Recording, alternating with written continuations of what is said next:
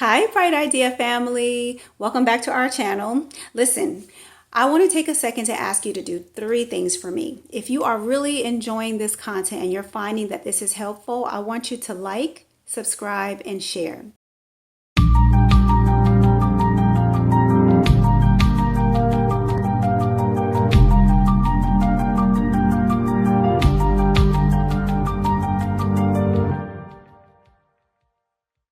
So when you think of budgeting, there are many different ways. You can be old school like me, put it on pen and paper, write out all of your expenses on one side, the money that you have coming on the other side, and take that money that's coming in, subtract the money that's going out, and hopefully at the end of the month you have more money left over. And if not, I just want to tell you, David, there is a lot of conversation happening here, but we're direct messaging each other. Guys, make sure you're set to message everyone so David can respond to some of the things that you're saying. yep, just stop me at any time if there's any questions, any comments. I'm more than happy to take a beat. And so going back to the budget, there's different ways that you can track your monthly income. You could do it on an Excel spreadsheet. If you have a bank account, if you're with Bank of America or Wells Fargo, any credit union, a lot of these financial institutions have an app in which they can help you track your spending. There's also budgeting apps like Mint or what's another one? My wife, YNAB. You need a budget. There's so many different tools out there that can help you figure out where your money is going. Because just like Apple or any other business, they want to be able to account for where every dollar is going. Why? Because that money works for Apple the same way your money should be working for you. The big question is your money being proportioned or balanced to be the most effective? And the way that you can know that is by the 50-30-20 rule. So 50% of your income, and this is just a rule of thumb, 50% of your income makes up expenses. 30% of your income makes up wants, lifestyle, and the other 20% goes to future self, to future Renisha. And before we go to the next slide, the reason that's important is again for balance. And the question is how often should you be checking to make sure that your dollars are doing exactly what you're hoping they should do? Next point down there is having a monthly audit. I suggest that you check your budget every month. Why? Rolanda, why do you think it's important that we do a budget every month, or at least check Mm, our budget every month? okay. Well, my guess is you have to know where your money, if you look at your money, you know where it's going, you know how to adjust your spending so that you can meet goals financially. At least that's why I do it. Absolutely. The reason why I suggest checking on your budget every month is because no month is the same.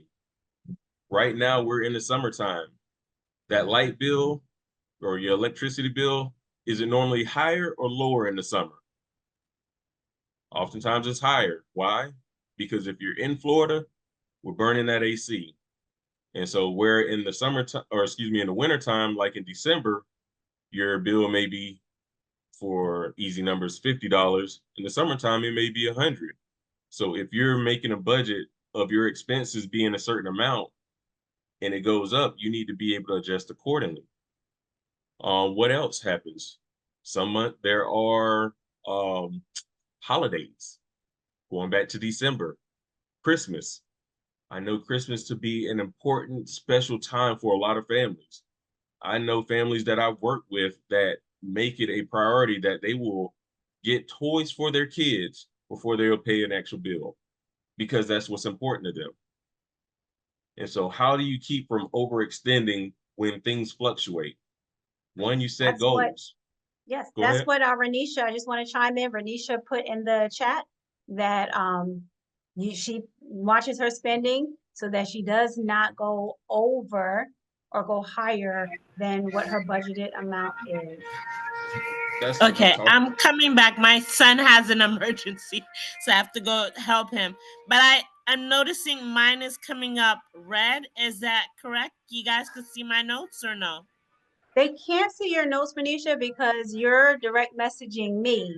So if you click Oh, on the 2 at the top to everyone will be able to see. Because you've had a lot to say. I've been watching you. okay. So I have to hit 2 at the notebook, or what do I hit? No, you Sorry. on the chat, when you post something, just go to 2, click on everyone, and then everyone can see all Oh, this great stuff you're sharing. okay, darling. Sorry. Thank No you. problem. Great to hear from you, Renisha. Okay. I All still right. don't think I'm doing it right. All right. So going back to the budgeting guidelines, just a quick recap. Track your money. Do it at least once a month. Use a tool, either write it, grab a notebook, keep track of it there, use an Excel spreadsheet, a bank app, or another budgeting tool in order to keep track of your expenses. Set a goal for yourself, especially if you have big goals, if you're wanting to travel, if you're wanting to make a big purchase, um, because that 20% rule that I was talking about, which is going to fall under saving and investing, sometimes you may need to do a little bit more of that in order to meet those bigger goals. And so once you get your budget set and you figure out, hey, I have some left over, the next thing that you're going to want to focus on is saving and investing. Now, many people say saving versus investing. And before you go on to the next slide, Rolanda, I'm going to ask a question. Renisha, if I told you today, I'm going to give you a choice between $1 million or I'm going to give you 1 penny that will double every day for 30 days. And that after 30 days, you can have that lump sum. Which one would you choose? $1 million or the 1 penny doubling every day for 30 days? And Rolanda, if she replies in the chat to you, She let did. me She know what said she would choose the 1 penny. she would choose the 1 penny. What about you? What about you, Melvy? Rolanda, would you choose the million or the penny? I don't know. A million sounds like a right now kind of thing. I might need my money right now. That's So $1 million, right? A lot of money. A penny. 30 days. That doesn't seem like it would take you very far. LaShawn just said 1 penny. Melvy just laughed because I think Melvy gonna go with the million too. Go ahead, pull up the next slide, Rolanda. all right. Well, you're not gonna tell us? You gonna save that one for later? No. Oh, okay. Hey, see what I did there? Renisha LLC knows what she's doing. Sandra knows what she's doing as well. So if you take into account, and this is the effect of compounding interest. It's like the seventh wonder of the world. So as you can see, day one, you start off with a penny. Day two, day three, after a week, you got 64 cents. You're like, oh my God, he done scammed me. Let's go 2 weeks. You have $81. You're thinking, man, that meal sounds really good right about now. 3 weeks, 21 days, you got 10 grand. This is where the magic starts to happen. That 10 grand doubles, you have 20. By the time you get to 30 days, you now have over $5 million. Wow. So what does that mean, David? Why are you showing me this graph? Because of the importance of paying yourself for tomorrow. Oftentimes we get caught up into wanting to do everything for today. We want to live in the best house. We want to drive the best car. We want to have the flyest clothes. My belt has to match my shoes, and I have to have the flyest nails with the flyest hair. We want all that today, while our future self is put on the back burner. However, if you do just a little bit, starting at the age of 20, just putting a little bit away over time, in this case, if you did a little bit for 30 years, And usually putting that into an investment account, it can have the same effect. Well, And I'm so going to that give is an why applause to those people who chose the penny. Apparently, we're talking with some people who might have some money savviness with them. I believe so. Because the first time that I saw that, I was like $1 million all day. There's no way that a penny could possibly be more than 1 million in 30 days. But that's the power of compounding, being able to be patient and let the money do all the work. And so when we're talking about saving, you can go ahead and go to the next slide. When I was a advisor with Merrill, an advisor with Smart Wealth, most people would come to me saying, "Hey, I got a bunch of money. What do I need to do? What should I invest in?" And my first question was, if something was to happen to you today, an emergency. So you're driving on the road, your tire goes out. Can you handle that? Your child is sick and you have to go to the hospital and you end up with a $500 bill. Can you handle that? Can you handle something that's outside of your normal budget? Better example, if you lose your job or you're transitioning to another job where it may take a month or two, can you handle that period of no income coming in? If you're unable to say yes to any of those questions, the first place that I recommend people putting their money is into a savings account. I know it's boring, it's not earning anything, but that's that component I was talking about as a business or thinking as a business, having that money just sitting there. So again, your money should be doing three things. It should be running your business, which are your expenses.